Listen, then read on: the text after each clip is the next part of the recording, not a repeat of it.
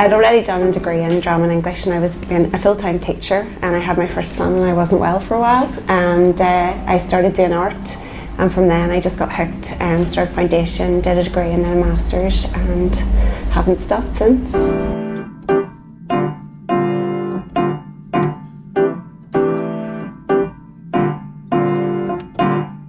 For this work, obviously it was it's materials and ideas, and there's something about how your brain and your hand interact with each other.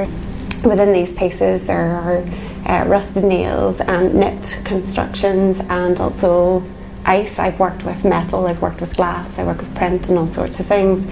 But for this particular one, there was something that's encapsulated almost like little time bombs and things that are constructed. So we're looking at industry and the linen industry and also the iron industry that would have been around in Castlewood.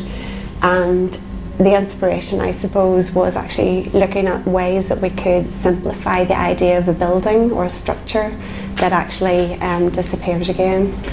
In general, I'm generally interested in tangible and intangible things that are seen and unseen, and the idea of exterior and interior as well, usually about people, in this case about history and buildings. This is one aspect of my work. I work with many materials, but in this project it all started last year in Castlewood on a mini residency with Mac9, a group who explore ideas in making.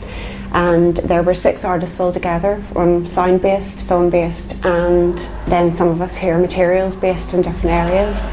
So we went for an orientation day, and it was fascinating just looking around the landscape. And I think the thing that really stood out for me was how buildings had been built, the old houses, and then they had been knocked back into the land again, and you know, you just saw a beautiful hill or landscapes that had been rigidly drawn out for the gardens and certain eras of time, but then nature took over.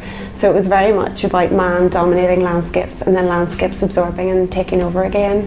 How much does this mean to you to be part of this exhibition? When you're talking to people, you get this really, really immediate feedback, and when you're talking to people from different levels of society, you know, everybody has the opportunity and the potential in them to actually understand these pieces. It's not just an academic experience. So I think it's hugely important for us and also for people to actually enjoy and experience aesthetics for the sake of just enjoyment, and you can't beat it, really.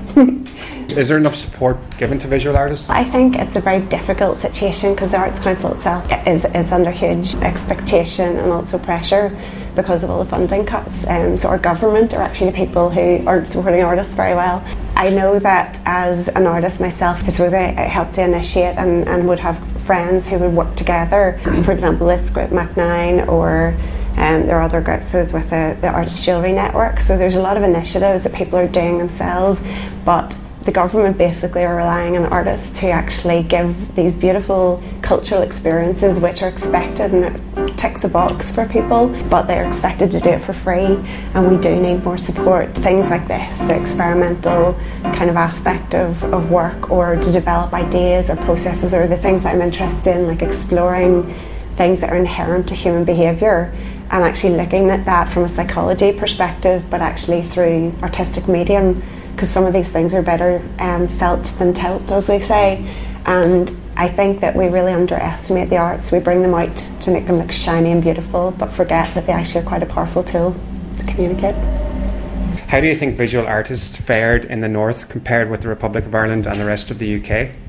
Well, I think one of the amazing things about the south of Ireland is the tax exemption thing for artists, and while a lot of us don't actually make enough money, even though we probably juggle 6 jobs and get paid for one when we're really fortunate, I think that would be a huge help, just taking the pressure off for even spending that time and energy on doing accounts. I think we are still growing. I come from an area called Contemporary Applied Arts, which is about making, and it's sort of like a hybrid between craft and fine art thinking, and we don't have a lot of opportunities here in North and South of Ireland. It's not that there aren't incredible makers and incredible thinkers, it's just that the opportunities aren't there, which is why we often have to make it ourselves, and therefore we need funding again. So I think that if there's integrity, if it's something that actually makes an artist tick, if it's just an idea that we're jumping on a bandwagon, I don't think there's any authenticity to it.